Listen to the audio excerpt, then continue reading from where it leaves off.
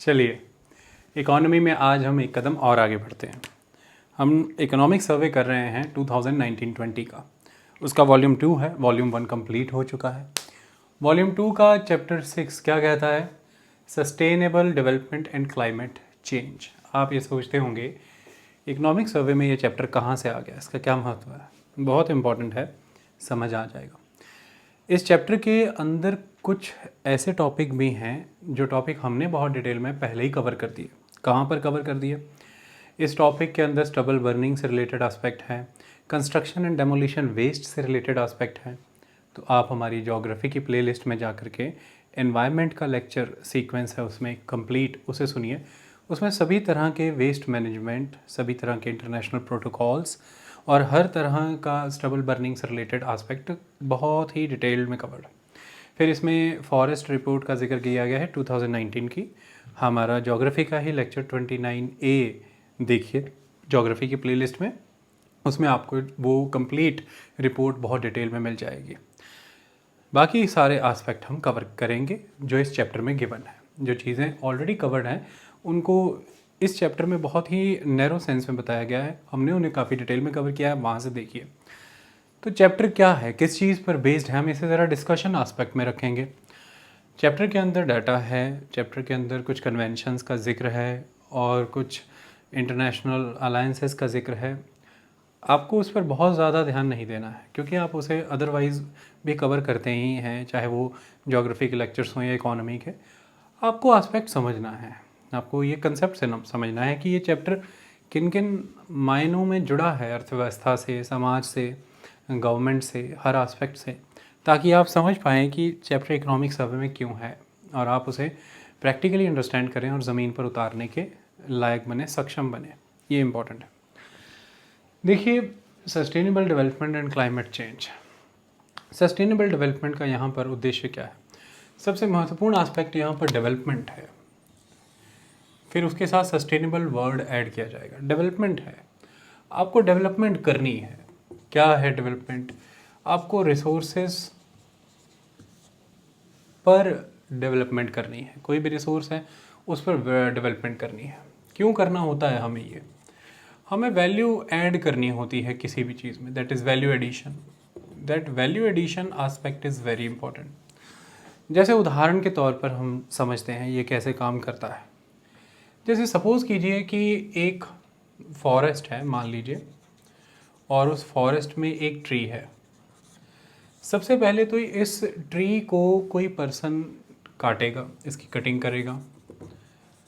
जब वो इसको कट करके इस ट्री को किसी को सेल करेगा, बेचेगा, तो अल्टीमेटली वो पैसे कमाएगा। तो एक स्टेप पर उसने पैसे कमाए, इस पेड़ को बेच करके उसके पास पैसे आए। जिसके पास भी ये ट्री पहुंच जाएगा वो पर्सन इसे टिम्बर की तरह ट्रीट करेगा और इसके लॉग प्रिपेयर करेगा, इसको काटेगा, लंबे लंबे इसके लॉग्स वगैरह बना करके वो रख लेगा। कई लोग वहाँ पर काम कर रहे हैं उसके पास भी एज एन एम्प्लॉय। तो ये पर्सन भी उस टिम्बर पे अब अपनी जो फैक्टर ऑफ प्रोडक्शंस हैं, यानी कि लैंड, लेबर, कैपिटल, एंटरप्रेन्योरशिप, ये सभी चीज़ें लगा रहा है वो उस ट्री को टिम्बर लॉग्स में बदलने के लिए। कहीं कोई फैक्ट्री होगी, कोई सॉ मिल होगी, कहीं पर कुछ लोग वहाँ काम कर रहे होंगे। तो लैंड है, लेबर है, कैपिटल है, मशीन खरीदी है, फैक्ट्री में बिजली है, फैक्ट्री है, ज़मीन है, तो पूंजी तो लगी ही होगी। फिर एंटरप्रेन्योरशिप है, वो जो पर्सन है वो लैंड, लेबर, कैपिटल इन्हें एक साथ लेकर के आया है। ये सारी चीज़ें लगती हैं, ये प्रोडक्शंस के फैक्टर है, तो फिर चीज़ प्रोड्यूस होती है। जब आप ये फैक्टर ऑफ प्रोडक्शन लगाते हैं तो आप उस रिसोर्स पर वैल्यू ऐड कर रहे हैं, आप उसे टिम्बर में कन्वर्ट कर रहे हैं। तो फिर आपने वो टिम्बर किसी को बेच दी, जब वो बिकी तो आपको कमाई हुई, आपने फिर लैंड के बदले में उसका रेंट दे दिया, लेबर को वेजेस दे दिए, कैपिटल को प्रॉफिट दे दिया, इंटरेस्ट दे दिया, एंटरप्रेन्योर के पास भी उसका मुनाफा चला गया। तो इस तरह से फिर जो भी फैक्टर ऑफ प्रोडक्शंस लगते हैं उन पर फिर उनकी एक अपनी एक फैक्टर कॉस्ट होती है, वो आप रिकवर करते हैं। लेबर दी जा रही तो वेजेस मिलेंगे। इस तरह से उन सबके पास पैसा आया, उन सब ने उन्हीं पैसे को इस्तेमाल किया, खर्चा किया। जिसको वेजेस मिल गए वो अपनी वेजेस लेकर के चला गया, उसने कई तरह की और चीज़ें कंज्यूम की, डिमांड क्रिएट की। जिसको प्रॉफिट मिला उसने अपने प्रॉफिट को फर्दर यूटिलाइज़ किया, जैसे इंटरेस्ट रिसीव हुआ उसने इंटरेस्ट को यूज़ किया, जैसे लैंड के बदले में रेंट मिला उसने उस रेंट को इस्तेमाल किया, तो एक डिमांड क्रिएट हुई, कंजम्पशन का साइकिल चला। इस तरह से फिर और लोगों ने इनकी डिमांड को सेटिस्फाई करने के लिए प्रोडक्शन की और उन्होंने भी लोगों को एम्प्लॉयमेंट दी। तो फर्दर उस एम्प्लॉयमेंट के बदले जब उन लोगों ने सैलरीज पे की, उससे जिनको सैलरी रिसीव हुई उनके हाथ में परचेजिंग पावर आई और फिर डिमांड और बढ़ी। इस तरह से प्रोडक्शन का एक साइकिल चलता है, डिमांड एंड सप्लाई का कंसेप्ट काम करता है, इकोनॉमी चलती है। ये एक इम्पॉर्टेंट एस्पेक्ट है क्योंकि वैल्यू ऐड हुई है एक प्रोडक्ट पर और वो एडेड वैल्यू जो है वो चाहे रेंट की फॉर्म में कह लीजिए, चाहे वेजेस की फॉर्म में कह लीजिए, चाहे प्रॉफिट की फॉर्म में कह लीजिए या इंटरेस्ट की फॉर्म में कह लीजिए, वो फिर इकोनॉमी का हिस्सा बन जाएगा। फिर ये वुड जो टिम्बर है ये आगे चली जाएगी, इस पर कारपेंटर वर्क करेगा और जब कारपेंटर इस पर काम करेगा तो वो दरवाजे खिड़कियाँ बनाएगा, चौगाठ बनाएगा घर की, फिर वो भी वैल्यू ऐड कर रहा है। आप उसको उसकी सर्विसेज के लिए सर्विस चार्जेस देंगे और वो दरवाजे खिड़कियाँ बन करके महंगे हो करके लगेंगे। फिर अल्टीमेटली उस दरवाजे खिड़कियों के ऊपर आप पेंट कराएंगे, पॉलिश कराएंगे, उसके ऊपर हार्डवेयर का सामान लगेगा, यानी कि लॉक लगेंगे, चिटकिनियाँ लगेंगी, कुंडे लगेंगे, हैंडल बार वगैरह सब लगेगा। तो ये और वैल्यू एडिशन हो गया। उन लोगों को भी फिर हार्डवेयर का काम जो है वो चलेगा, उसको भी पैसा मिलेगा, पेंट का काम चलेगा, पॉलिश का काम चलेगा, पेंट वालों को, पॉलिश वालों को, हार्डवेयर फिटिंग वालों को भी आप सर्विसेज के पैसे देंगे क्योंकि वैल्यू ऐड हुई हो उस स्टेप पर भी, तो उन लोगों को भी कमाई होगी, इकोनॉमी चलेगी। आप अपनी कंट्री के एक रिसोर्स पर यानी कि फॉरेस्ट पर आपके पास किस लेवल की टेक्नोलॉजी अवेलेबल है, किस लेवल का ह्यूमन रिसोर्स अवेलेबल है, इन पर रिलाई करके आप किस हद तक वैल्यू एडिशन कर पा रहे हैं अपने एक रिसोर्स पर, उतना ही बेटर आप कंट्री को ग्रोथ की तरफ लेकर के जाते हैं क्योंकि आप रिसोर्स को उसके लास्ट पॉइंट तक लेकर के जा रहे हैं वैल्यू एडिशन के और उसके मैक्सिमम पोटेंशियल को यूटिलाइज कर रहे हैं। ये डेवलपमेंट है, आपने डेवलप किया। एक फॉरेस्ट से आपने एक ट्री डेवलप किया, निकाला, उस ट्री से आपने टिम्बर के लॉग डेवलप किए, उससे आपने फर्दर जो कारपेंटर ने दरवाजे खिड़कियां डेवलप की, उसमें फिर फर्दर पेंट किया, पॉलिश की और उन्हें घर में लगाने लायक बनाया। तो ये विकास हो रहा है। लेकिन ये डेवलपमेंट का क्या उद्देश्य है? इससे आमदनियाँ होती हैं, इससे ग्रोथ हुई कंट्री की, लोगों के हाथ में रोज़गार आया, लोगों ने मांग पैदा की। ये उद्देश्य है डेवलपमेंट का, विकास की ओर बढ़ना। रिसोर्सेज का, संसाधनों का विकास करेंगे तो आप विकसित होंगे, ये एक आस्पेक्ट है। लेकिन इस डेवलपमेंट के दौरान आपने क्या किया? वैल्यू एडिशन करते चले जा रहे हैं। हर स्टेप पर कमाइयाँ हैं डिफरेंट फॉर्म में, मैंने बताया वेजेस की फॉर्म में, प्रॉफिट की फॉर्म में, इंटरेस्ट की फॉर्म में, रेंट की फॉर्म में कमाइयाँ तो हैं। लेकिन मुद्दा यहाँ पर ये आता है कि कितनी कमाई हो, किस हद तक कमाई हो, किस किस को कमाई हो, किसको कितना हिस्सा मिले उस कमाई का, कौन वेल्थ को कंसंट्रेट कर रहा है और कौन उस लेवल पे बेनिफिट नहीं ले पा रहा इस डेवलपमेंट का। ये कुछ अहम मुद्दे हो जाते हैं। इस सबसे अहम मुद्दा होता है कि हम ये जो रिसोर्सेज को यूटिलाइज़ कर रहे हैं इस हद तक यूटिलाइज़ ना कर लें कि आने वाली पीढ़ियों के लिए रिसोर्सेज बचे ही ना, यानी कि उस जंगल के पेड़ों को आप काट रहे हैं, उसमें पेड़ बचे ही ना कल को, कि आने वाली पीढ़ी सर्वाइव ही ना कर पाए। क्या ये है तरीका विकास का? यदि यही तरीका होता तो फिर आप आज उन्हीं जंगलों के वृक्षों का इस्तेमाल ले करके अपने रोज़गार का सृजन करते हैं, अपने लालन पालन को देखते हैं, अपनी लिविंग स्टैंडर्ड को मेंटेन करते हैं। तो यदि आपसे पिछली पीढ़ियों ने आपका ख्याल ना किया होता और रेकलेस यूज़ कर दिया होता रिसोर्सेज का, तो आज आपके पास पीने लायक पानी नहीं होता, फर्टाइल लैंड नहीं होता, फॉरेस्ट नहीं होते, इकोलॉजी और इकोसिस्टम पूरी तरह से बिगड़ चुका होता। तो आप कैसे एग्जिस्ट करते, आप कैसे सर्वाइव करते? नॉट पॉसिबल, क्योंकि रिसोर्सेज को कंजर्व किया गया था, उन्हें प्रिजर्व किया गया था, तो ही वो आपको लिगेसी में फिर मिले और आपने उन्हीं रिसोर्सेज पर फैक्टर ऑफ प्रोडक्शंस लगा करके डेवलपमेंट की, ग्रोथ की। तो क्या आपकी जिम्मेदारी नहीं बनती कि आने वाली पीढ़ियों को भी ये रिसोर्सेज मिले, ताकि वो भी, उनको भी यह अपॉर्चुनिटी मिले कि वह स्वयं का विकास कर सकें, वह आगे बढ़ सकें। उनका भी तो ये एक अधिकार बनता है, और उन्हें ये अधिकार देना आपकी जिम्मेदारी बनती है, आपका दायित्व है। Your responsibility is there. तो अल्टीमेट एस्पेक्ट क्या है? अल्टीमेट एस्पेक्ट ये है कि डेवलपमेंट जिम्मेदाराना तरीके से हो, वो ऐसी हो कि वो लंबे समय तक, आने वाले समय तक, आने वाली पीढ़ियों तक भी सस्टेन करे, टिके, टिकाऊ हो। इस तरह की डेवलपमेंट हो। तो सस्टेनेबल वर्ड हमें फिर ऐड करना पड़ा कि एक समानता की स्थापना हो, एक इक्वालिटी हो, सोशल, इकोनॉमिक, एनवायरमेंटल इक्वालिटी। आज की जनरेशन्स में और आने वाली जनरेशन्स में उन्हें भी यह अधिकार मिलें कि वह इनका इस्तेमाल करें, अपना सामाजिक, आर्थिक और पर्यावरण का विकास अपनी स्वेच्छा से कर पाएँ, उस समय की ज़रूरतों को ध्यान में रखते हुए। ये सस्टेनेबल डेवलपमेंट है।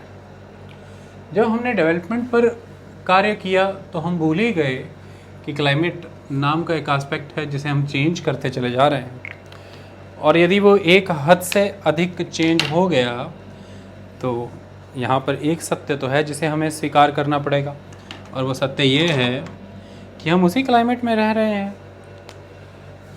हम उसी क्लाइमेट में रह रहे हैं, उसी क्लाइमेट के इम्पैक्ट से ये वनस्पति है, ये फॉरेस्ट है, एग्रीकल्चर है, सभी रिसोर्सेज हैं, वो सभी लिविंग बीइंग्स हैं जिनके साथ हम को एग्जिस्ट करते हैं। तो यदि क्लाइमेट ही प्रभावित हो गया तो वह सब चीज़ें भी प्रभावित हो जाएंगी जिन पर हम आश्रित हैं, डिपेंडेंट हैं। तो हमारा अस्तित्व भी खत्म हो जाएगा, हमारा वजूद भी खत्म हो जाएगा। तो यह कैसा विकास हो जिसमें आने वाले समय में आपका अस्तित्व ही खत्म हो जाए, आपका वजूद ही खत्म हो जाए? तो यह भी ठीक नहीं। अब ये क्यों होगा? क्योंकि आपने विकास करते समय पर्यावरण का ख्याल नहीं रखा, अपने क्लाइमेट को कोई भी तरजीह नहीं दी। आपने अपॉर्चुनिस्ट कंसेप्ट को अपनाते हुए केवल विकास, और वो विकास कैसा? जिसमें केवल आप स्वयं के विकास की ओर देख रहे हैं, मनुष्य का विकास, और बाकी जीव जंतुओं का क्या? पक्षी हैं, जानवर हैं, कीड़े मकोड़े हैं, जीवाणु हैं, कीटाणु हैं, बहुत कुछ है, वायरस, बैक्टीरिया, प्रोटोजोआ, क्या नहीं है, सब हैं। तो उनके विकास का क्या? तो ये प्लैनेट, ये क्लाइमेट सिर्फ ह्यूमन के लिए नहीं है, मैन के लिए नहीं है, इसमें और भी लिविंग क्रिएचर्स हैं, और वो लिविंग क्रिएचर रिस्पॉन्सिबल हैं ह्यूमन की एग्जिस्टेंस के लिए। उदाहरण के तौर पर आप में यह क्षमता तो है कि आप एक बीज के आधार पर पौधा लगा दें, लेकिन मैं आपसे ये बात पूछता हूँ कि बीज आपके पास कहाँ से आया? बीज आपके पास आया क्योंकि फल था, फ्रूट था।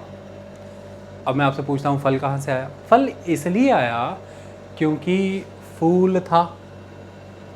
फूल कहाँ से आया? फूल इसलिए आया कि पौधे में प्रजनन क्षमता थी, यानी कि उसमें एक फर्टिलिटी थी। अब वो फर्टिलिटी का इस्तेमाल कैसे किया जाए? आप पौधा तो लगा सकते हैं, लेकिन मेल और फीमेल ऑर्गन्स के बीच में जो मेन इंग्रेडिएंट्स हैं जिनका एक्सचेंज होगा, जिसकी वजह से अल्टीमेटली एक फर्टिलिटी अचीव होगी उस पौधे को, वो आप नहीं करा सकते। वह पक्षी कराते हैं, वह भंवरे कराते हैं। वह पक्षी हैं जो उन पोलन्स को एक जगह से दूसरी जगह ले जाते हैं। वह भंवरे हैं जो उन पोलन्स को एक जगह से दूसरी जगह ले जाते हैं, और इसकी वजह से ही फिर अल्टीमेटली फर्टिलिटी अचीव होती है। और फिर क्या होता है? ये जो क्रॉस फर्टिलाइजेशन का प्रोसेस हुआ, इसके तहत आपको एक फूल मिला, फल मिला, उससे बीज मिले, और उन बीजों के आधार पर आपने और नया सृजन किया। तो कुल मिलाकर के यह आवश्यक है आपके जीवन के लिए। यदि यह नहीं तो आप भी नहीं। तो ये कैसा विकास है जिसमें मनुष्य को केंद्र में रखा गया है, सेंटर में, और उसी के लिए प्लानिंग है, उसी के लिए ग्रोथ है।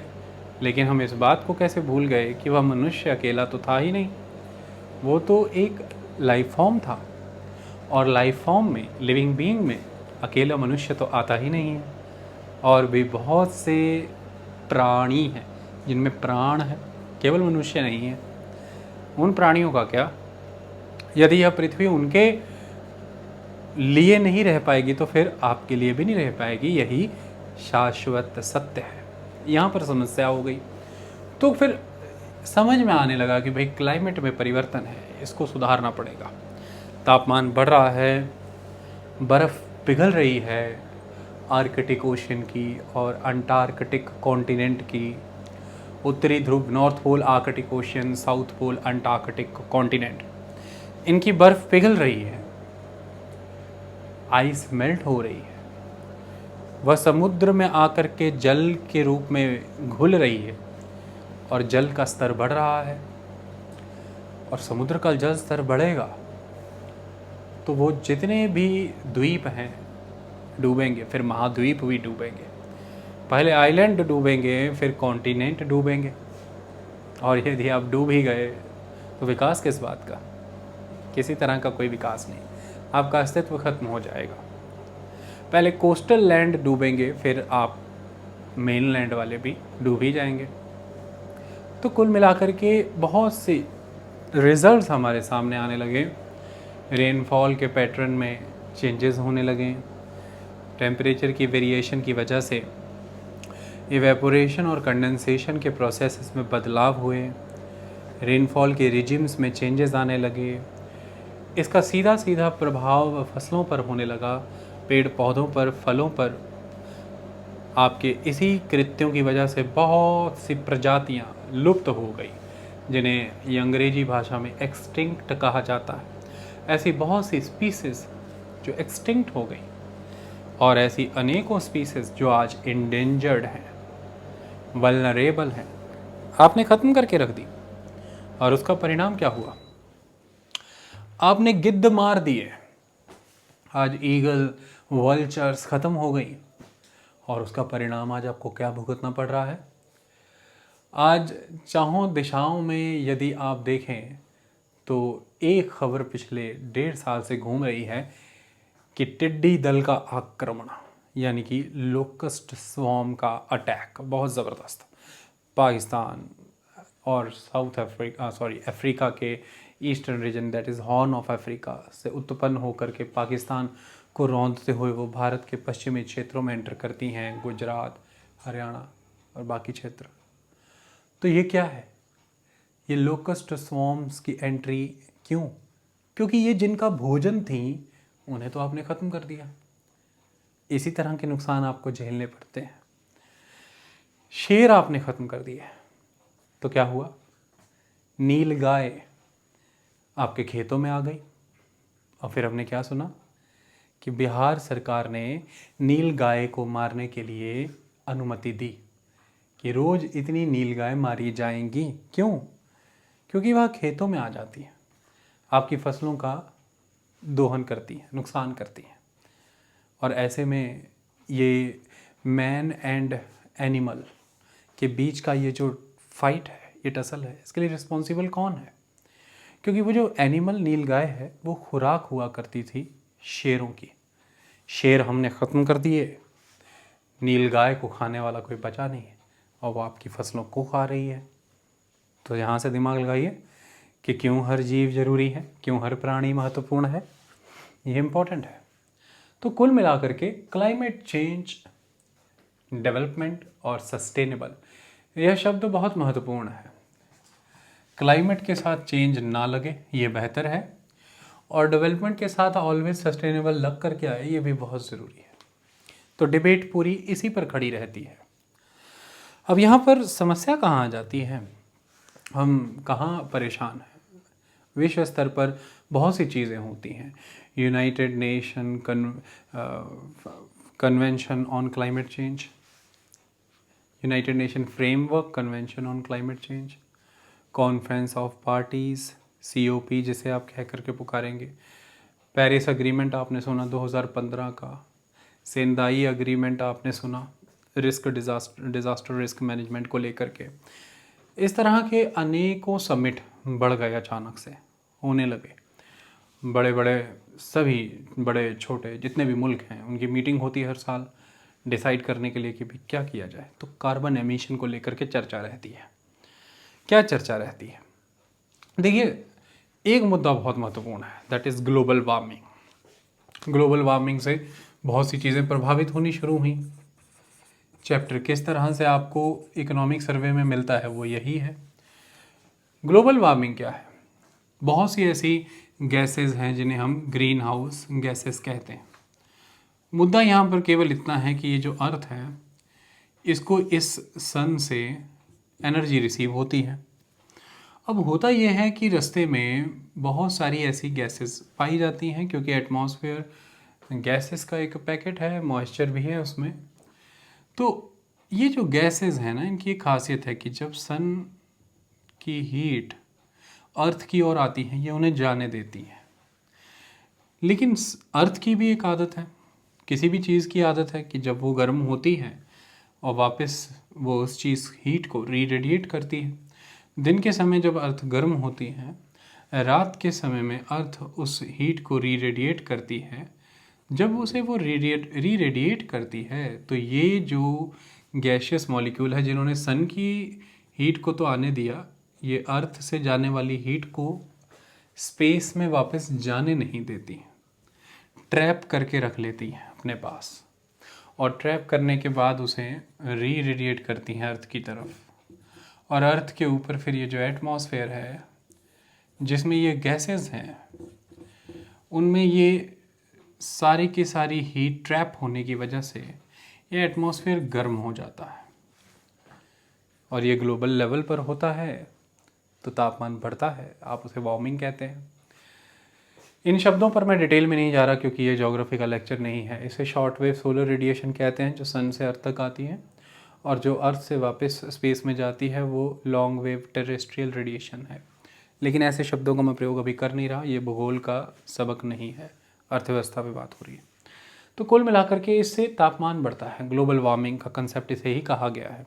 ग्रीन हाउस गैसेस का नाम इसलिए है कि जो ठंडे प्रदेश होते हैं वहाँ पर बहुत ज़्यादा ठंड रहती है, टेम्परेचर काफ़ी कम रहता है, फसलें नहीं हो पाती। फसलें हो पाएँ उसके लिए वहाँ पर कांच के कुछ ऐसे सेटअप लगाए जाते हैं खेतों में जिनके अंदर पौधे और फसल लगाई जाती है, क्योंकि उसमें सन की रेज़ एक बार एंटर होने के बाद, हीट एंटर होने के बाद उससे बाहर नहीं जा पाती, इसलिए वो ग्रीन हाउस हैं। क्योंकि ग्रीनरी फिर उसी वजह से, खेती उसकी वजह से, तो ये गैसेस जो उस हाउस की तरह व्यवहार करती है, ग्रीन हाउस गैसेस हैं। इसमें सबसे एक इम्पॉर्टेंट है कार्बन डाइऑक्साइड, ये महत्वपूर्ण चीज़ है। अब देखिए, इंडस्ट्रियल रेवोल्यूशन अपने पीक पे था 1861 में। कैसे हो रहा है इंडस्ट्रियल रेवोल्यूशन? आप कोल को बर्न कर रहे हैं बड़े स्तर पर, चाहे फिर वो आपने कोल बेस्ड रेलवे पे यूज़ किया, कोल बेस्ड बड़े बड़े स्टीमर शिप्स में यूज़ किया, या फिर कोल के बेसिस पर आपने मशीन्स रन की फैक्ट्रीज़ में। कोल का इस्तेमाल बहुत बड़े स्तर पर हुआ। कोल को बर्न करेंगे तो कार्बन डाइऑक्साइड एमिशन होगा। उसके बाद हाइड्रोकार्बन बेस्ड मिनरल्स और भी फाइंड आउट हुए। 1930s का दौर है, पूरे के पूरे सऊदी अरेबिया में और अदर मिडल ईस्ट और साउथ वेस्ट एशियन कंट्रीज़ में ऑयल मिला, डिस्कवरी हुई, उसके ऊपर काम हुआ, और फाइनली हाइड्रोकार्बन बेस्ड इस तरह के मिनरल ऑयल्स यूज़ होने लगे। आज ऑटोमोबाइल्स में देख लें सेक्टर में, चाहे फिर इंडस्ट्रीज़ में फर्नेस ऑयल के तौर पर आप उसे देख लें, हर जगह आप यूज़ कर रहे हैं। देसी भाषा में पेट्रोल, डीजल, केरोसिन, इनका यूज़ कर रहे हैं आप हर जगह पर। ये भी हाइड्रोकार्बन बेस्ड है, तो इनसे भी कार्बन डाइऑक्साइड एमिशन होता है। बड़े स्तर पर जब आपने विकास किया, उसके लिए आपको मैकेनाइजेशन की ज़रूरत पड़ी। मैकेनाइजेशन पर्पस के लिए जो पावर उस मशीन को रन करने के लिए चाहिए थी, वह पावर जिस एनर्जी से आती थी, वो एनर्जी आपको मिलती थी इन हाइड्रोकार्बन बेस्ड फ्यूल से, चाहे फिर उसमें कोल है, चाहे मिनरल ऑयल है। और इसका एक बाय प्रोडक्ट फिर ये है कि जब इसे आप बर्न करते हैं तो कार्बन डाइऑक्साइड बनता था। कार्बन डाइऑक्साइड एक तरह का ग्रीन हाउस गैस है, और जब बड़े स्तर पर इंडस्ट्रियलाइजेशन होता रहा तो ग्रीन हाउस गैस का जो एक मात्रा है पर्यावरण में वो बढ़ गई, और इसकी वजह से वो ग्रीन हाउस गैस की वजह से ग्रीन हाउस इफेक्ट क्रिएट हो गया। मतलब कि जो पृथ्वी का तापमान है वो बढ़ने लगा, और तापमान बढ़ने लगा, थोड़ा सा भी बढ़ने लगा, तो फिर उसकी वजह से होने ये लगा कि भाई बर्फ़ पिघलने लगी, पीने के पानी में कमी आने लगी और सीधे सीधे जो आइलैंड हैं वो डूबने शुरू हुए, वो सबमर्ज करने लगे। ये एक नुकसान हो गया, ये एक महत्वपूर्ण चीज़ है। तो कार्बन आज की डेट में जब आप अपनी इंडस्ट्रीज़ में यूज़ करते हैं या किसी भी अदर एस्पेक्ट में यूज़ करते हैं, तो महत्वपूर्ण चीज़ यहाँ पर यह है कि कार्बन का ये जो एमिशन है, ये एक बहुत बड़ा इशू है। कार्बन एमिशन एक बहुत बड़ा एस्पेक्ट, आप कार्बन एमिट कर रहे हैं। अब पूरे विश्व भर में जितने भी कन्वेंशंस हैं उनमें मुख्यतः एस्पेक्ट ये है कि क्लाइमेट में चेंजेस हैं, और क्लाइमेट में चेंजेस में सबसे इम्पॉर्टेंट एस्पेक्ट ग्लोबल वार्मिंग है। ग्लोबल वार्मिंग के बहुत सारे इम्पैक्ट हैं, इसकी वजह से इसको चुना गया है। और ग्लोबल वार्मिंग के फाउंडेशन में कौन है? एक मुख्य gas, that is carbon dioxide. तो फिर कार्बन एमिशन को अपन रिड्यूस करेंगे, ये बात मानने के लिए सभी मुल्क मिलते हैं अक्सर कि कार्बन एमिशन को हम रिड्यूस करते हैं। अब कार्बन एमिशन को रिड्यूस करने को लेकर के फिर समस्या कहाँ पर आ जाती है पूरे विश्व स्तर पर? देखिए, अब मुद्दा यहाँ पर ये आ जाता है कि वर्ल्ड डिवाइडेड है। एक तरफ डेवलप्ड नेशन है, मैं सीधे ही सीधे यहाँ पर कहूँगा United states of America, America की बात करेंगे यहाँ पर, और दूसरी तरफ डेवलपिंग वर्ल्ड है, और यहाँ पर आप ले लीजिए इंडिया। एक तरफ डेवलप्ड दुनिया है, यूरोपियन कंट्रीज़ है, अमेरिका है, एक तरफ डेवलपिंग कंट्रीज़ हैं जिनमें इंडिया भी आ जाता है, और भी कई कंट्रीज़ आती हैं, कई तो अभी अंडर डेवलप्ड हैं बहुत। अब हुआ क्या? सभी अचानक से क्लाइमेट को लेकर के बहुत ही अवेकंड हो गए, और सभी को ये हुआ कि अब किसी तरह से क्लाइमेट के चेंज को रोक देना चाहिए। हमें जो डेवलपमेंट है वो सस्टेनेबल करनी चाहिए, यानी कि हम आने वाली पीढ़ियों को एक ऐसा क्लाइमेट दें, आने वाली पीढ़ियों को इतने रिसोर्सेज दें कि वो भी अपनी लाइफ अपनी विश एंड चॉइस के अकॉर्डिंग कार्व आउट कर पाएँ, उनका सोशल इकोनॉमिक डेवलपमेंट उनकी प्रेफरेंसेस के अकॉर्डिंग हो। ये जागरूकता अचानक से आ गई, और जागरूकता आई भी तो सबसे बड़े स्तर पर डेवलप्ड नेशंस में ही आई। वहाँ पर लोगों ने प्रोटेस्ट करने शुरू किए क्लाइमेट में आ रहे इन चेंजेस के अगेंस्ट, वहाँ के मीडिया ने लिखना शुरू किया, वहाँ की गवर्नमेंट्स ने लीड किया, और फिर अंतर्राष्ट्रीय स्तर पर समझौते करने की कवायद शुरू हुई, क्योंकि ये फिनोमेना ग्लोबल है, ये कंट्री तक सीमित नहीं है। अमेरिका केवल अपने दम पर कार्बन एमिशन को कट करेगा तो उसका कोई लाभ अकेले अमेरिका को नहीं मिलेगा, पूरे विश्व को मिलेगा। और अमेरिका अगर ये कट कर रहा है लेकिन भारत उतनी दुगनी गति से कार्बन एमिट कर रहा है, तो फिर अमेरिका के वो प्रयास भी विफल ही एक तरह से, क्योंकि उसका नुकसान जो भारत जो कंट्रीब्यूशन दे रहा है पॉल्यूशन में, उसका नुकसान अमेरिका को भी भुगतना पड़ेगा। इसका कारण क्या है? ग्लोब है भाई, पृथ्वी है, पर्यावरण तो एक ही है, क्लाइमेट तो वही है। चांद सूरज तारे थोड़ी ना बदल जाते हैं, यहाँ से अमेरिका जाते जाते वही रहता है। समुद्र भी वही है, नाम बदल दिए हमने, पानी मिलते हैं आपस में उनके। तो कुल मिलाकर के ये ग्लोबल एस्पेक्ट है, ग्लोबल फिनोमेना है। तो ये सबसे पहली और सबसे बड़ी मजबूरी कि भाई ये ग्लोबल है। अकेले के दम पर होता तो कर भी देते, बड़े बड़े मुल्कों ने देखा तो उन्होंने कहा कि भाई ग्लोबल एस्पेक्ट है तो चलिए सभी कंट्रीज़ मिलते हैं। अब जब सभी कंट्रीज़ मिलते हैं तो सबसे पहले उन कंट्रीज़ को पकड़ा जाएगा डेवलपिंग है। और डेवलपिंग कंट्रीज़ की समस्या क्या है? वो डेवलपिंग है, जनसंख्या काफ़ी अधिक है, क्योंकि डेवलपमेंट नहीं है, अवेयरनेस उस लेवल पर नहीं है, मेडिकल सेक्टर ग्रोथ नहीं कर पाया। तो ऐसे में परिवार में सदस्य अधिक रहते हैं, क्योंकि आप फार्मिंग पे टिके हुए हैं, और क्योंकि एग्रीकल्चरल सरप्लस नहीं है, कमर्शियल नहीं है, ऐसे में फार्मिंग के लिए आपको पेड लेबर आप अफोर्ड ही नहीं कर पाते, क्योंकि एग्रीकल्चर सरप्लस नहीं है। तो फिर फार्मिंग के लिए लेबर कहाँ से आएगी? घर के ही सदस्य होंगे, बच्चे ज़्यादा पैदा करो, वो काम करेंगे खेती बाड़ी में, खासकर पैडी एग्रीकल्चर में, ये चावल लगाने में। तो डेवलपिंग नेशंस एक तो डेवलपिंग है, तेज़ी से विकास की ओर बढ़ना इनकी प्राथमिकता है, तो ये naturally carbon based fuel use करेंगे। दूसरी इनकी समस्या, इनमें जनसंख्या काफ़ी अधिक है। आप भारत और चाइना का ही उदाहरण ले लीजिए, पूरे विश्व भर की 40% जनसंख्या दोनों मुल्क लेकर के बैठे हुए हैं अपने पास। तो ऐसे में इनकी प्रायोरिटीज़ ये हैं कि ये इस वक्त बड़ी तेज़ी से विकास के रास्ते पर चल रहे हैं, इन्हें कार्बन बेस्ड फ्यूल बर्न करने ही हैं, तभी इनकी इंडस्ट्रीज चलेंगी, तभी इनका ट्रांसपोर्टेशन चलेगा। और जब इंडस्ट्रीज चलेंगी, ट्रांसपोर्टेशन चलेगा, इनका ट्रेड, कमर्स, इकोनॉमी ग्रो होगी। जब ये होगा, लोगों को रोज़गार मिलेगा, लोगों के हाथ में पैसा आएगा, तो वो उस पैसे से मांग पैदा करेंगे, अर्थव्यवस्था चल पड़ेगी, और दूसरी तरफ वो उसी पैसे से अपने जीवन का स्तर भी बेहतर करेंगे। वो medical services, educational services, health, hygiene, sanitation, personal care, इन चीज़ों पर ध्यान दे पाएंगे। देश में रेवेन्यू कलेक्शन बढ़ेगा, इंफ्रास्ट्रक्चर का विकास होगा, चाहे वो पावर सेक्टर हो, चाहे वो रोड ट्रांसपोर्ट सेक्टर हो, इंफॉर्मेशन कम्युनिकेशन हो, हेल्थ एजुकेशन हो, सोशल एंड इकोनॉमिक दोनों तरह के इंफ्रास्ट्रक्चर ग्रो करेंगे। एक महत्वपूर्ण चीज़ है। तो इसके लिए तो भाई कार्बन बेस्ड फ्यूल बहुत इंपॉर्टेंट है, क्योंकि ईंधन का काम करता है, वो ऊर्जा का स्रोत है, वो उसी से तो शक्ति उत्पन्न होगी, पावर। एक महत्वपूर्ण चीज़ है। डेवलप्ड कंट्रीज़ कहती हैं कि कार्बन एमिशन कम कर देते हैं अपन। डेवलपिंग कंट्रीज़ ये कहती हैं, मेन डिबेट जो है वो कहती है, देखिए आपने 200-300 साल तक ज़बरदस्त तरीके से, लगभग 1730 के अराउंड इंडस्ट्रियल रेवोल्यूशन की एक शुरुआत हुई थी, जो 1860 के अराउंड अपनी पीक पर पहुंचा था उस दौर में। तो अब डेवलपिंग कंट्री कहती हैं, देखिए आपने 200-300 सालों तक ज़बरदस्त कार्बन बेस्ड फ्यूल यूज़ किए हैं, उनके बेसिस पर आप हाई लेवल डेवलप्ड हैं आज की डेट में।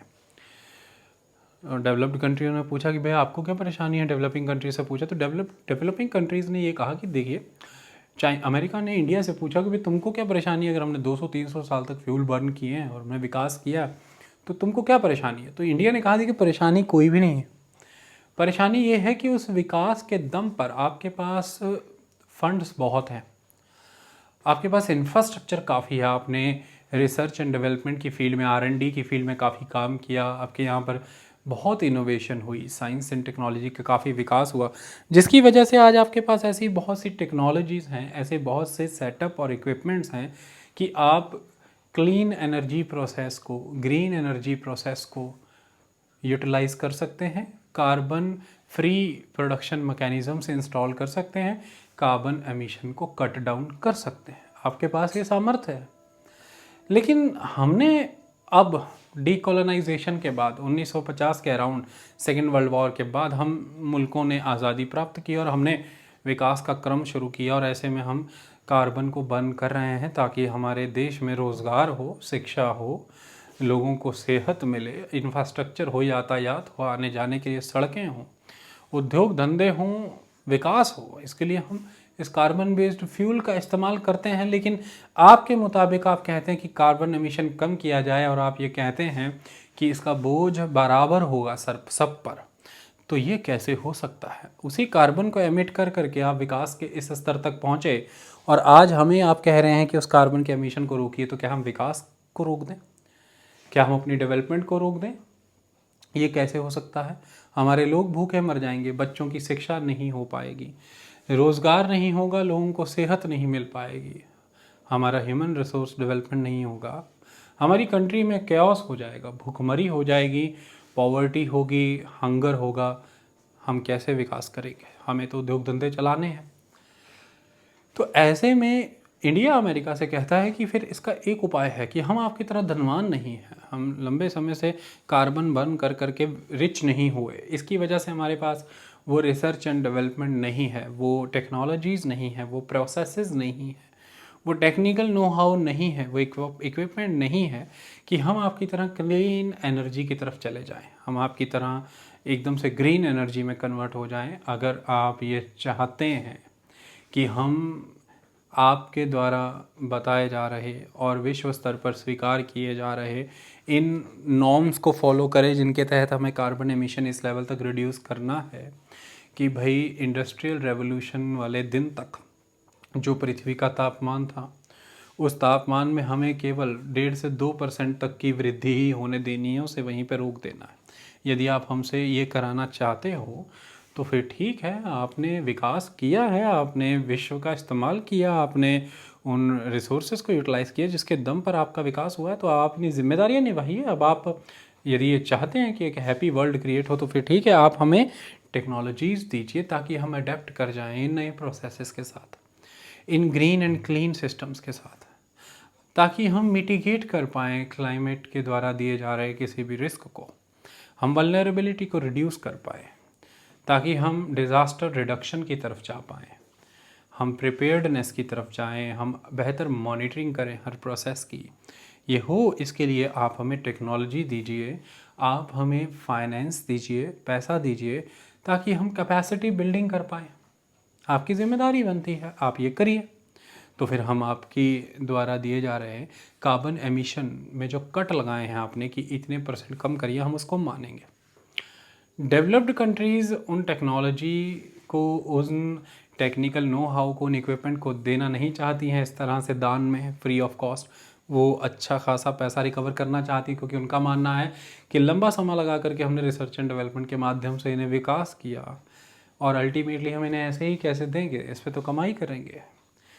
और डेवलपिंग कंट्री का एजेंडा आप जानते ही हैं, वो कह रही हैं कि भाई आपने पूरे विश्व भर के संसाधनों का उपभोग किया है और आपने उस समय के फ्री रन के दौरान सारा का सारा पॉल्यूशन क्रिएट किया है, आज आप हम पर दबाव कैसे बना सकते हैं। तो डेवलपिंग कंट्री कहती हैं फिर हम तो कार्बन एमिशन करेंगे भाई, क्योंकि क्लाइमेट चेंज ठीक है, फ्यूचर जनरेशन की एक बात ठीक है, लेकिन जो प्रेजेंट है देश के सामने जो सत्य है, वो सत्य ये है कि ये जनसंख्या है, ये देश है, उसके लोगों को रोज़गार देना ज़रूरी है, विकास देना ज़रूरी है, खान पान देना ज़रूरी है, उनकी बुनियादी ज़रूरतें पूरी करनी ज़रूरी हैं, वो हम करेंगे। अब उसमें कार्बन एमिशन हो रहा है तो हम कुछ नहीं कर सकते। तो पूरी कहानी विश्व स्तर पर ये डिबेट यहीं टिकी रहती है, डेवलप्ड और डेवलपिंग कंट्रियों के बीच में। ये एक महत्वपूर्ण चीज़ है। देखिए, ये बात तो सही है कि जो डेवलपिंग कंट्रीज़ हैं उन्हें अपने प्रोडक्शन प्रोसेसेस को बदलना होगा। क्लाइमेट चेंज को कंट्रोल कर देना, ये शब्द इस्तेमाल में लाना, ये कह देना बहुत आसान हो जाता है, लेकिन मैं आपसे सही मायने में पूछना चाहता हूँ, क्या ये करना आसान है? बिल्कुल भी नहीं, ये बहुत मुश्किल है। उदाहरण लेते हैं। उदाहरण के तौर पर आप देखिए कि इसी क्लाइमेट चेंज के प्रोसेस को टैकल करने के लिए हुआ क्या कि वेहिकुलर एमिशन नॉर्म्स इस्टेब्लिश हुए, लॉन्च हुए। कौन से वाले? That is Bharat stage 6, euro 6 के मुकाबले। ये भारत स्टेज 6 BS6 आपके देश में 2020 अप्रैल 1 से लागू होने वाले थे। ठीक, आपने देखा होगा कि 2019 से ही बड़े पैमाने पर गाड़ियों की मांग लोगों ने कम कर दी, क्योंकि उन्हें दिख रहा था कि आने वाले समय में नए स्टेज की गाड़ियां आ जाएंगी।